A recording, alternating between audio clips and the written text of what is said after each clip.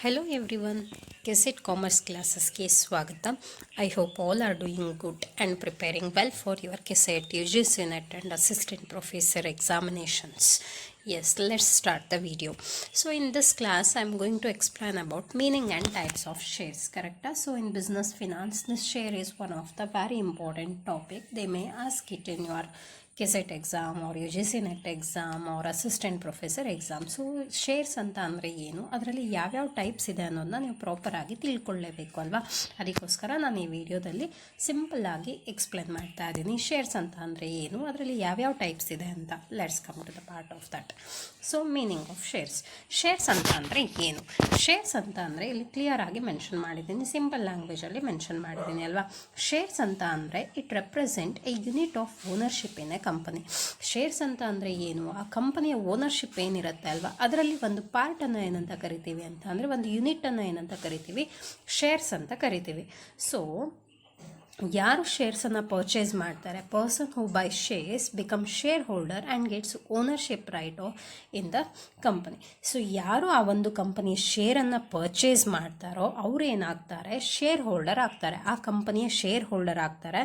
ಅದ್ರ ಜೊತೆಗೆ ಆ ಕಂಪನಿಯ ಓನರ್ಶಿಪ್ಪಲ್ಲಿ ಒಂದು ಪಾರ್ಟ್ ಆಫ್ ಓನರ್ಶಿಪ್ ಅವ್ರಿಗೆ ಏನಾಗ್ತಾ ಹೋಗುತ್ತೆ, ಆ್ಯಡ್ ಆಗ್ತಾ ಹೋಗುತ್ತೆ ಅಂತ. ಸೊ ಶೇರ್ಸ್ ಅಂತ ಅಂದರೆ ಏನು, ಯೂನಿಟ್ ಆಫ್ ಓನರ್ಶಿಪ್. ಸೊ ಓನರ್ಶಿಪ್ನ ಒಂದು ಪಾರ್ಟ್ ಅಥವಾ ಯೂನಿಟೇ ಶೇರ್ಸ್ ಅಂತ ಕರಿತೀವಿ. ಸೊ ಶೇರ್ಸನ್ನು ಪರ್ಚೇಸ್ ಮಾಡಿದವರು shareholder. So shareholder ಅಂತ ಅಂದರೆ ಏನು, nothing but part of a ownership ಅಂತ. So next one, features of shares ಅಲ್ವಾ. ಸೊ ಶೇರ್ಸ್ ಅಂತ ಅಂದರೆ ಏನೇನು ಫೀಚರ್ ಇರುತ್ತೆ ಅನ್ನೋದನ್ನ ಲಿಸ್ಟ್ ಔಟ್ ಮಾಡಿದ್ದೀನಿ, ನೋಡ್ತಾ ಹೋಗೋಣ. So it represent ownership in a company. So already explain ಮಾಡಿದೆ ಪ್ರೀವಿಯಸ್ ಸ್ಲೈಡಲ್ಲಿ ಅಲ್ವಾ. ಸೊ ಶೇರ್ಸ್ ಅಂತ ಅಂದರೆ ಏನು, ownership, unit of ownership in company ಅಂತ ಕರಿತೀವಿ. ಸೊ ಅದೇ ಆಗಿರುತ್ತೆ. ನಾನು ಯಾವುದೋ ಒಂದು ಕಂಪನಿ ಶೇರನ್ನು ಪರ್ಚೇಸ್ ಮಾಡಿದ್ದೀವಿ ಅಂತ ಅಂದರೆ ಆ ಕಂಪನಿಯ ಪಾರ್ಟ್ ಆಫ್ ಓನರ್ಶಿಪ್ ಏನಾಗಿರುತ್ತೆ ನಮಗೆ ಸಿಗ್ತಾ ಹೋಗುತ್ತೆ. So share holders receive dividend. ಹಾಗಿದ್ರೆ ಡಿವಿಡೆಂಡ್ ಅಂತ ಅಂದರೆ ಏನು ಇಲ್ಲಿ ಕೇಳಿ. ಸೊ ಶೇರ್ ಹೋಲ್ಡರ್ಸ್ ಏನಿರ್ತಾರೆ ಅಲ್ವಾ, ಸೊ ಕಂಪನಿ ಒಂದು ಪ್ರಾಫಿಟನ್ನು ಅವ್ರಿಗೇನು ಮಾಡ್ತಾರೆ, ಶೇರ್ ಮಾಡ್ತಾ ಹೋಗ್ತಾರೆ, ಡಿವೈಡ್ ಮಾಡ್ತಾ ಹೋಗ್ತಾರೆ, ಡಿಸ್ಟ್ರಿಬ್ಯೂಟ್ ಮಾಡ್ತಾ ಹೋಗ್ತಾರೆ. ಆ ಒಂದು ಪ್ರಾಫಿಟ್ ಡಿಸ್ಟ್ರಿಬ್ಯೂಷನ್ನ ಏನಂತ ಕರಿತೀವಿ, ಡಿವಿಡೆಂಡ್ ಅಂತ ಕರಿತೀವಿ. ಅರ್ಥ ಆಗ್ತಾ ಇದೆಯಾ? ಶೇರ್ ಹೋಲ್ಡರ್ಸ್ ಏನಿರ್ತಾರೋ ಅವ್ರಿಗೆ ಪ್ರಾಫಿಟ್, ಸಮ್ ಪರ್ಸೆಂಟೇಜ್ ಆಫ್ ಪ್ರಾಫಿಟನ್ನು ಡಿಸ್ಟ್ರಿಬ್ಯೂಟ್ ಮಾಡಿದರೆ ಅದೇ ಏನಾಗಿರುತ್ತೆ, ಡಿವಿಡೆಂಡ್ ಆಗಿರುತ್ತೆ. So shares are transferable. So ಶೇರ್ಸನ್ನು ನಾವೇನು ಮಾಡ್ಬೋದು, ಪರ್ಚೇಸ್ ಮಾಡ್ಬೋದು, ಸೆಲ್ ಕೂಡ ಮಾಡ್ಬೋದು. ಬೇರೆಯವ್ರಿಗೆ ಸೇಲ್ ಮಾಡ್ಬೋದು, ಬೇರೆಯವರಿಂದ ಏನು ಮಾಡ್ಬೋದು, ಪರ್ಚೇಸ್ ಮಾಡ್ಬೋದು. ಅದಕ್ಕೋಸ್ಕರ ಅದೇನಾಗಿರುತ್ತೆ, ಟ್ರಾನ್ಸ್ಫರೇಬಲ್ ಆಗಿರುತ್ತೆ. ನನ್ನ ಹತ್ರ ಇರೋ ಶೇರನ್ನು ನಾನು ಏನು ಮಾಡ್ಬೋದು, ಬೇರೆಯವ್ರಿಗೆ ಸೇಲ್ ಕೂಡ ಮಾಡ್ಬೋದು ಅಂತ. So shareholders can vote in company meetings. So ಶೇರನ್ನು ಪರ್ಚೇಸ್ ಮಾಡಿರೋರು ಶೇರ್ ಹೋಲ್ಡರ್ಸ್ ಏನಿರ್ತಾರೆ ಅಲ್ವಾ, ಸೊ ಆ ಕಂಪನಿ ಯಾವುದಾದ್ರೂ ಒಂದು ಡಿಸಿಷನ್ ಮೇಕಿಂಗ್, ಒಂದು ಮೀಟಿಂಗ್ಸ್ ಏನಿರುತ್ತೆ, ಆ ಮೀಟಿಂಗ್ಸಲ್ಲಿ ವೋಟ್ ಮಾಡೋ ರೈಟ್ಸ್ ಯಾರಿಗಿರುತ್ತೆ, ಶೇರ್ ಹೋಲ್ಡರ್ಸಿಗಿರುತ್ತೆ. ಸೊ ಇದೆಲ್ಲದೂ ಕೂಡ ಏನು, ಫೀಚರ್ಸ್ ಆಫ್ ಶೇರ್ಸ್ ಅಂತ. ಸೊ ಈಸಿಯಾಗಿ ಸಿಂಪಲ್ ಲ್ಯಾಂಗ್ವೇಜಲ್ಲಿ ಎಕ್ಸ್ಪ್ಲೈನ್ ಮಾಡ್ತಾ ಇದ್ದೀನಿ. ಐ ಹೋಪ್ ಎಲ್ಲರಿಗೂ ಈಸಿಯಾಗಿ ಅರ್ಥ ಆಗ್ತಾ ಇದೆ ಅಂತ ಅಂದ್ಕೊಳ್ತಾ. ಸೊ ನಿಮಗೆ ಅರ್ಥ ಆಗ್ತಾ ಇದೆ ಅನ್ನೋದು ನನಗೆ ಗೊತ್ತಾಗಬೇಕು ಅಂತ ಅಂದರೆ ಅಟ್ಲೀಸ್ಟ್ ಕಮೆಂಟ್ ಮಾಡಿ, ಲೈಕ್ ಮಾಡಿ, ನಮಗೆ ಹೇಳಬೇಕಲ್ವಾ ಯಾವ ಥರ ಅರ್ಥ ಆಗ್ತಾ ಇದೆ ಅಂತ, ಅಥವಾ ಏನು ಡಿಫಿಕಲ್ಟ್ ಆಗ್ತಾ ಇದೆ, ಅಥವಾ ಯಾವ ಟಾಪಿಕ್ ಮೇಲೆ ವಿಡಿಯೋ ಮಾಡಬೇಕು ಅಂತ ಕಮೆಂಟ್ ಮಾಡಿ, ನಾನು ಚೆಕ್ ಮಾಡ್ತಾ ಇರ್ತೀನಿ. ಸೊ ಎಕ್ಸಾಂಪಲ್ ಆಫ್ ಶೇರ್ಸ್, ಒಂದು ಸಿಂಪಲ್ ಎಕ್ಸಾಂಪಲ್ನ ಮೆನ್ಷನ್ ಮಾಡಿದ್ದೀನಿ ಈಸಿಯಾಗಿ ಅರ್ಥ ಆಗಲಿ ಅಂತ. If company has 1000 shares and A person byes 100 share ಅಂತ ಅಂದರೆ ಒಂದು ಕಂಪನಿ ಹತ್ರ 1000 ಶೇರ್ ಇರುತ್ತೆ, 1000 ಯೂನಿಟ್ ಆಫ್ ದಟ್ ಇರುತ್ತೆ ಅಲ್ವಾ. ಅದರಲ್ಲಿ 100 ಯೂನಿಟನ್ನು ಒಬ್ಬರು ಪರ್ಚೇಸ್ ಮಾಡಿದ್ದೀವಿ ಅಂತ ಅಂದರೆ ಆ ಪರ್ಸನ್ಗೆ 10% ಆಫ್ ಕಂಪನಿ ಓನರ್ಶಿಪ್ ಏನಾಗಿರುತ್ತೆ, ಹ್ಯಾಂಡ್ ಓವರ್ ಆಗ್ತಾ ಇರುತ್ತೆ ಅಂತ. 1000 ಶೇರ್ಸ್ ಇರುತ್ತೆ, 100 ಶೇರ್ನ ಪರ್ಚೇಸ್ ಮಾಡಿದ್ದಾರೆ ಅಂತ ಅಂದರೆ 10% ಅಲ್ವಾ. ಸೊ 10% ಏನಾಗಿರುತ್ತೆ, ಓನರ್ಶಿಪ್ ಏನಾಗ್ತಾ ಹೋಗುತ್ತೆ, ಆ್ಯಡ್ ಆಗ್ತಾ ಹೋಗುತ್ತೆ ಅಂತ. ಸೊ ನಾವು ಟೈಪ್ಸ್ ಆಫ್ ಶೇರ್ಸ್. ಸೊ ಶೇರ್ಸಲ್ಲಿ ಯಾವ್ಯಾವುದು ಇಂಪಾರ್ಟೆಂಟ್ ಟೈಪ್ಸ್ ಇದೆ ಅಂತ. So 2 main types of shares ಇದೆ. ಅದರಲ್ಲಿ first one equity share, second one preference shares ಅಂತ. So one by one discuss ಮಾಡ್ತಾ ಹೋಗೋಣ. ಫಸ್ಟ್ ಒನ್ ಈಕ್ವಿಟಿ ಶೇರ್ಸ್ನ ಮೆನ್ಷನ್ ಮಾಡಿದ್ದೀನಿ. ಸೊ ಈಕ್ವಿಟಿ ಶೇರ್ ಅಂತ ಅಂದರೆ ಏನು? They are ordinary shares that provide voting rights and variable dividends depending on company profit. So equity share ಅಂತ ಅಂದರೆ ಇದೊಂದು ಆರ್ಡಿನರಿ ಶೇರ್ ಆಗಿರುತ್ತೆ. ಸೊ ಆರ್ಡಿನರಿ ಶೇರ್ ಆಗಿದ್ದು ನಾವೇನಾದರೂ ಈಕ್ವಿಟಿ ಶೇರನ್ನು ಪರ್ಚೇಸ್ ಮಾಡಿದ್ವಿ ಅಂತ ಅಂದರೆ ನಮಗೇನು ಸಿಗುತ್ತೆ? ಕಂಪನಿಲಿ ವೋಟಿಂಗ್ ರೈಟ್ಸ್ ಸಿಗುತ್ತೆ, ಅದ್ರ ಜೊತೆಗೆ ಡಿವಿಡೆಂಡ್ಸ್ ಕೂಡ ಸಿಗುತ್ತೆ. ಡಿವಿಡೆಂಟ್ ಅಂತ ಅಂದರೆ ನಾನು ಹೇಳಿದೆ ಪಾರ್ಟ್ ಆಫ್ ಕಂಪನಿ ಪ್ರಾಫಿಟ್ ಅಲ್ವಾ, ಅದು ಕೂಡ ಏನಾಗ್ತಾ ಹೋಗುತ್ತೆ? ಸಿಗ್ತಾ ಹೋಗುತ್ತೆ. ಆದರೆ ವೆರಿ ಇಂಪಾರ್ಟೆಂಟ್ ಅಂತ ಅಂದರೆ ವೇರಿಯೇಬಲ್ ಡಿವಿಡೆಂಡ್ಸ್ ಅಂತ ಅಂದರೆ ಏನು? ಆ ಕಂಪನಿಗೆ ಎಷ್ಟು ಪ್ರಾಫಿಟ್ ಆಗ್ತಾ ಇದೆಯೋ ಆ ಅಮೌಂಟ್ ಆಫ್ ಪ್ರಾಫಿಟ್ ಮೇಲೆ ಏನು ಮಾಡ್ತಾ ಹೋಗ್ತಾರೆ? ಅವರು ಡಿವಿಡೆಂಡನ್ನು ಡಿಸ್ಟ್ರಿಬ್ಯೂಟ್ ಮಾಡ್ತಾ ಹೋಗ್ತಾರೆ. So fixed amount of dividend ಇದರಲ್ಲಿ ಇರೋದಿಲ್ಲ. ಪ್ರಾಫಿಟ್ ಒಂದು ಮಾರ್ಜಿನ್ ಏನಿರುತ್ತೆ, ಅಮೌಂಟ್ ಆಫ್ ಪ್ರಾಫಿಟ್ ಏನಿರುತ್ತೆ, ಅದ್ರ ಮೇಲೆ sharing of dividend or distributing the dividend ಏನಾಗಿರುತ್ತೆ? ಕಂಪ್ಲೀಟ್ ಆಗಿ ಡಿಪೆಂಡ್ ಆಗಿರುತ್ತೆ. ಸೊ ಇದನ್ನು ಏನಂತ ಕರಿತೀವಿ? ಈಕ್ವಿಟಿ ಶೇರ್ಸ್ ಅಂತ ಕರಿತೀವಿ. So features of equity shares ಅಲ್ವಾ, ಆಲ್ರೆಡಿ ಹೇಳಿರೋದೆ ಫೀಚರ್ಸ್ ಆಗಿರುತ್ತೆ. ವೋಟಿಂಗ್ ರೈಟ್ಸ್ ಇರುತ್ತೆ, ಕಂಪನಿ ಡಿಸಿಷನ್ನಲ್ಲಿ ಏನು ಮಾಡ್ಬೋದು? ವೋಟಿಂಗ್ ಮಾಡ್ಬೋದು as a equity shareholder ಅಂತ. ಸೊ ಡಿವಿಡೆಂಡ್ ಆಗಿ ಏನಾಗಿರೋದಿಲ್ಲ?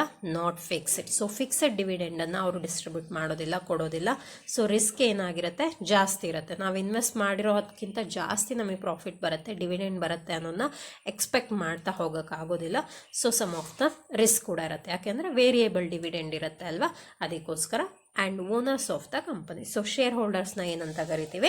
ಓನರ್ ಆಫ್ ದ ಕಂಪನಿ ಅಂತಲೂ ಕರಿತೀವಿ. So second type of shares ಅಲ್ವಾ, preference shares. So preference shares ಅಂತ ಅಂದರೆ ಏನು? ಪ್ರಿಫರೆನ್ಸ್ ಶೇರ್ ಅಂತ ಅಂದರೆ it gives shareholders priority in receiving dividends and repayment of capital during liquidation. So ಇಲ್ಲಿ ಯಾವ ಥರ ಶೇರ್ ಹೋಲ್ಡರ್ಸ್ಗೆ ಪ್ರಿಯಾರಿಟಿ ಯಾವ ಥರ ಇರುತ್ತೆ ಅಂತ ಅಂದರೆ ಫಿಕ್ಸ್ಡ್ ಅಮೌಂಟ್ ಆಫ್ ಡಿವಿಡೆಂಡ್ನ ಏನು ಮಾಡ್ತಾ ಹೋಗ್ತಾರೆ? ಅವರು ರಿಸೀವ್ ಮಾಡ್ಕೊಳ್ತಾ ಹೋಗ್ತಾರೆ. ಅದ್ರ ಜೊತೆಗೆ ಆ ಒಂದು ಕ್ಯಾಪಿಟಲ್ ಏನು ಇನ್ವೆಸ್ಟ್ ಮಾಡಿರ್ತಾರೆ ಅಲ್ವಾ, ಅದನ್ನು ಏನು ಮಾಡ್ತಾರೆ? ರೀಪೇಮೆಂಟ್ ಮಾಡ್ತಾರೆ. ಅವರಿಗೆ ಆ ಕ್ಯಾಪಿಟಲ್ ಇನ್ವೆಸ್ಟ್ ಮಾಡಿರೋಂಥ ಕ್ಯಾಪಿಟಲ್ ಏನಾಗಿರುತ್ತೆ? ರೀಪೇಮೆಂಟ್ ಆಗುತ್ತೆ. ಯಾವಾಗ? Liquidation of company. So liquidation ಅಂತ ಅಂದರೆ so final stage of the company ಇರುತ್ತೆ ಅಲ್ವಾ, ವೈಂಡಿಂಗ್ ಅಪ್ ಆಗಿರ್ಬೋದು, ಲಿಕ್ವಿಡೇಷನ್ ಆಗಿರ್ಬೋದು. So last stage of that company ಏನಾದರೂ ನಾವು ಕ್ಲೋಸ್ ಮಾಡ್ತಾ ಇದ್ದೀವಿ ಅಥವಾ ಬೇರೆಯವ್ರಿಗೆ ಸೆಲ್ ಮಾಡ್ತಾ ಇದ್ದೀವಿ, ಲಿಕ್ವಿಡೇಟ್ ಮಾಡ್ತಾ ಇದ್ದೀವಿ, ಆ ಟೈಮಲ್ಲಿ ಏನು ಮಾಡ್ತಾರೆ? ಕ್ಯಾಪಿಟಲ್ನ ರೀಪೇಮೆಂಟ್ ಮಾಡ್ತಾರೆ. ಅವ್ರಿಗೆ ಏನಿರುತ್ತೆ? ಸೆಕ್ಯೂರಿಟಿ ಇರುತ್ತೆ. ಸೊ ಇದನ್ನು ನಾವೇನಂತ ಕರಿತೀವಿ? ಪ್ರಿಫರೆನ್ಸ್ ಶೇರ್ಸ್ ಅಂತ ಕರಿತೀವಿ. ಸೊ ಎಕ್ಸಾಂಪಲ್ನ ಮೆನ್ಷನ್ ಮಾಡಿದ್ದೀನಿ. A person holding 8% of preference shares receive A fixed dividend of 8% every year. So ಇಲ್ಲಿ ನೋಡಿ, 8% ಆಫ್ ಪ್ರಿಫರೆನ್ಸ್ ಶೇರ್ನ ನಾನೇನಾದರೂ ಪರ್ಚೇಸ್ ಮಾಡಿದ್ದೀನಿ ಅಂತ ಅಂದರೆ ನನಗೆ ಆ 8% ಆಫ್ ಡಿವಿಡೆಂಡನ್ನು, ಫಿಕ್ಸ್ಡ್ ರೇಟ್ ಆಫ್ ಡಿವಿಡೆಂಡನ್ನು ಏನು ಮಾಡ್ತಾವ್ರೆ? ಅವರು ಎವ್ರಿ ಇಯರ್ ನನಗೆ ಕೊಡ್ತಾ ಹೋಗ್ತಾರೆ. ಅರ್ಥ ಆಗ್ತಾ ಇದೆ ಅಲ್ವಾ? ಈಕ್ವಿಟಿ ಶೇರಲ್ಲಿ ಏನು ಹೇಳಿದೆ? ವೇರಿಯೇಬಲ್ ಡಿವಿಡೆಂಡ್ ಅಂತ ಹೇಳಿದೆ. ಅಂದರೆ ನಾನು ಇನ್ವೆಸ್ಟ್ ಮಾಡಿರೋ ಅಮೌಂಟ್ ಪರ್ಸೆಂಟೇಜ್ ಅಷ್ಟೇ ಡಿವಿಡೆಂಡ್ ನನಗೆ ರಿಟರ್ನ್ ಬರುತ್ತೆ ಅಂತ ಹೇಳೋಕ್ಕಾಗೋದಿಲ್ಲ ಅಲ್ಲಿ. ಸೊ ಅದೇನಾಗ್ತಾ ಇರುತ್ತೆ? ವೇರಿ ಆಗ್ತಾ ಇರುತ್ತೆ. ಅದೇ ಪ್ರಿಫರೆನ್ಸ್ ಶೇರಲ್ಲಿ ಏನು ಅಂತ ಅಂದರೆ ಹೈಲಿ ಸೆಕ್ಯೂರ್ಡ್ ಅಂತ. ನಾನು ಎಷ್ಟು ಇನ್ವೆಸ್ಟ್ ಮಾಡಿದ್ದೀನೋ, ಎಷ್ಟು ಪರ್ಸೆಂಟೇಜ್ ಇದೆಯೋ ನಂದು, ಅಷ್ಟು ಪರ್ಸೆಂಟೇಜನ್ನು ಅವ್ರು ಏನು ಮಾಡಬೇಕು? ಕಂಪಲ್ಸರಿಯಾಗಿ ಎವ್ರಿ ಇಯರ್ ನನಗೆ ಕೊಡ್ತಾ ಹೋಗ್ಬೇಕಲ್ವಾ. ಸೊ ಅದನ್ನು ಏನಂತ ಕರಿತೀವಿ? ಪ್ರಿಫರೆನ್ಸ್ ಶೇರ್ ಅಂತ ಕರಿತೀವಿ. ಇದು ಏನಾಗಿರೋದಿಲ್ಲ, ಅಮೌಂಟ್ ಆಫ್ ಪ್ರಾಫಿಟ್ ಮೇಲೆ ಡಿಪೆಂಡ್ ಆಗಿರೋದಿಲ್ಲ. ಅರ್ಥ ಆಗ್ತಾ ಇದೆ ಅಲ್ವಾ? ಇಷ್ಟು ಪ್ರಾಫಿಟ್ ಬಂದರೆ ಇಷ್ಟನ್ನು ಡಿವಿಡೆಂಡ್ ಆಗಿ ಡಿಸ್ಟ್ರಿಬ್ಯೂಟ್ ಮಾಡ್ತೀವಿ. ಈ ಸತಿ ಪ್ರಾಫಿಟ್ ಬಂದಿಲ್ಲ, ಅದಕ್ಕೋಸ್ಕರ ಡಿವಿಡೆಂಡ್ ಡಿಸ್ಟ್ರಿಬ್ಯೂಷನ್ನ ಏನು ಮಾಡ್ತಾ ಇದ್ದೀವಿ? ಕಡಿಮೆ ಮಾಡ್ತಾ ಇದ್ದೀವಿ ಅಂತ ಹೇಳೋಕ್ಕಾಗೋದಿಲ್ಲ. So fixed amount of dividend ಇರುತ್ತೆ ಇದರಲ್ಲಿ. So features of preference shares already ಹೇಳಿರೋ ಪಾಯಿಂಟ್ಸನ್ನೇ ಮತ್ತೆ ಲಿಸ್ಟ್ ಔಟ್ ಮಾಡಿದ್ದೀನಿ. ಫಿಕ್ಸ್ಡ್ ರೇಟ್ ಆಫ್ ಡಿವಿಡೆಂಡ್ ಇರುತ್ತೆ, ಚೇಂಜ್ ಆಗೋದಿಲ್ಲ, ವೇರಿ ಇರೋದಿಲ್ಲ. Preference over equity shareholders. So equity ಶೇರ್ ಹೋಲ್ಡರ್ಸ್ಗಿಂತ ಮುಂಚೆ ಏನು ಮಾಡ್ತಾರೆ? ಪ್ರಿಫರೆನ್ಸ್ ಶೇರ್ ಹೋಲ್ಡರ್ಸ್ಗೆ ಪ್ರಿಫರೆನ್ಸ್ ಕೊಡ್ತಾರೆ.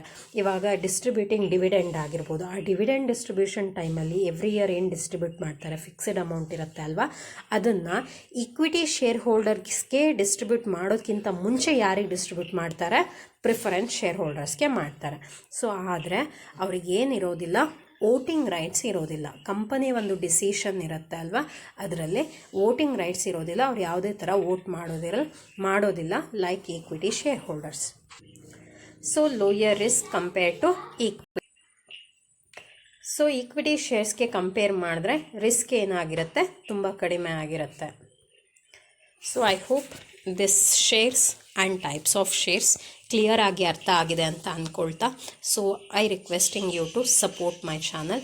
ಸೊ ಯಾವಾಗಲೂ ನನಗೆ ಸಪೋರ್ಟ್ ಮಾಡ್ತಾ ಇರಿ, ಸಬ್ಸ್ಕ್ರೈಬ್ ಮಾಡಿ, ಶೇರ್ ಮಾಡಿ, ಲೈಕ್ ಮಾಡಿ, ಕಮೆಂಟ್ ಮಾಡಿ ಅಂತ ಹೇಳ್ತಾ ಸದಾ ನನ್ನ ಜೊತೆಗೆ ಇರಿ ಆ್ಯಂಡ್ ಸಪೋರ್ಟ್ ಮಾಡ್ತಾ ಇರಿ. Thank you for watching my videos. Thank you every one.